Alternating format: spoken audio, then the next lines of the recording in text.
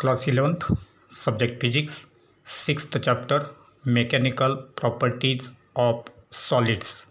Mechanical Properties of Solids. From the chapter, let us see some of the formulae. First formula is for stress.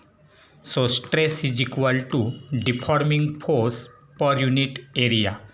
Stress equal to deforming force per unit area, that will be equal to magnitude of force per unit area. Magnitude of force per unit area.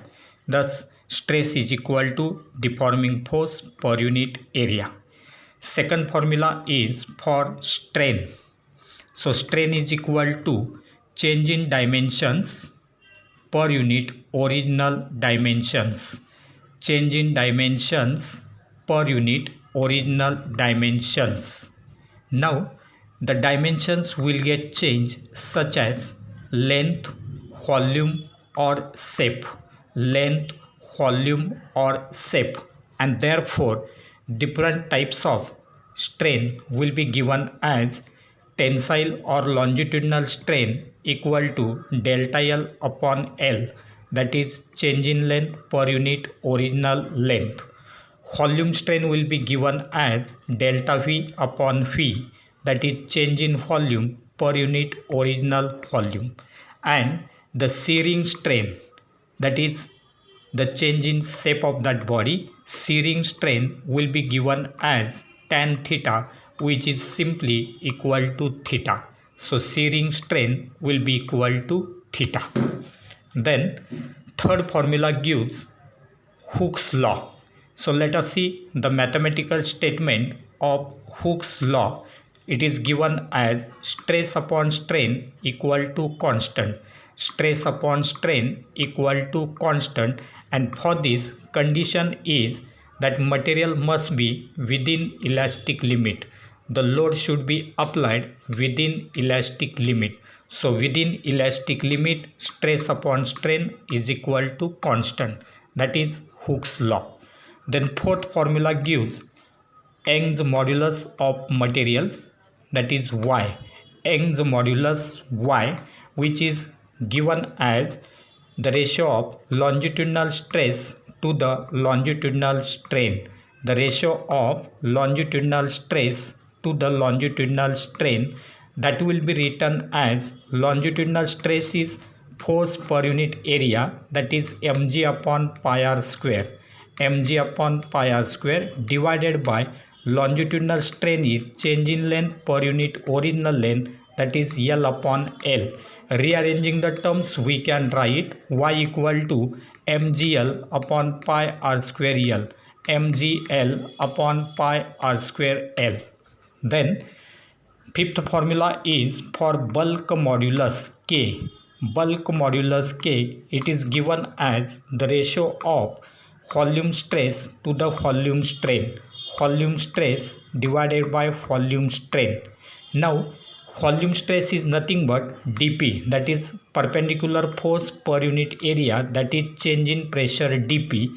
It will be divided by the volume strain, that is dV upon V, that is change in volume per unit original volume. Rearranging the terms, we can write it as V into dP by dV. V into dP by dV.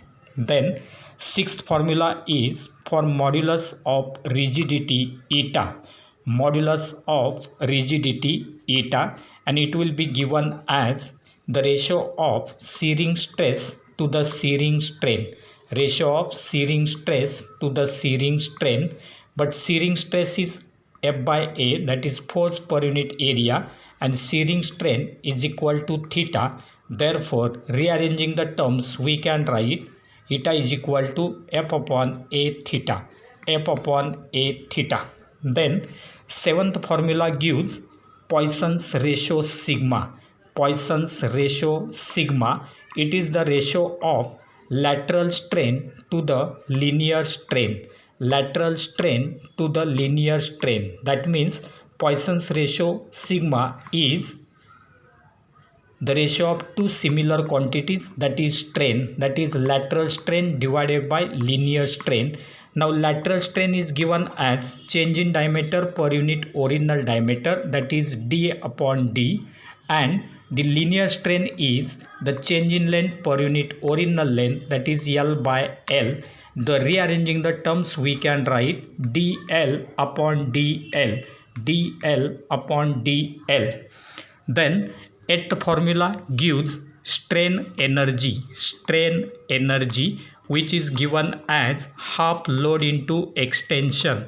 Strain energy equal to half load into extension, that is half F into L, half F into L.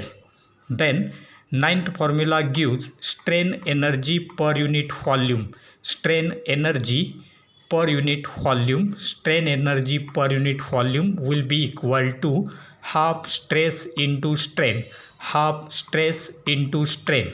But we know that y is equal to stress upon strain, y is equal to stress upon strain, and therefore putting the values of stress and strain in terms of Young's modulus y, two alternate formulae for strain energy per unit volume, we will get it as half into y into strain square, because stress will be replaced by y into strain. So y into strain, that will be half y strain square.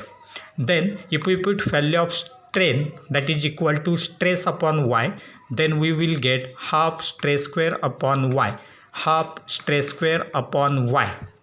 Then 10th formula gives coefficient of static friction, coefficient of static friction, that is mu s equal to Fs upon n, that is force of static friction upon normal reaction. So mu s equal to Fs upon n. And 11th formula gives the coefficient of kinetic friction, coefficient of kinetic friction, which is given as mu k equal to Fk upon n, mu k equal to Fk upon n, that is force of kinetic friction divided by normal reaction. So these are some of the formulae from the chapter, that is mechanical properties of solids.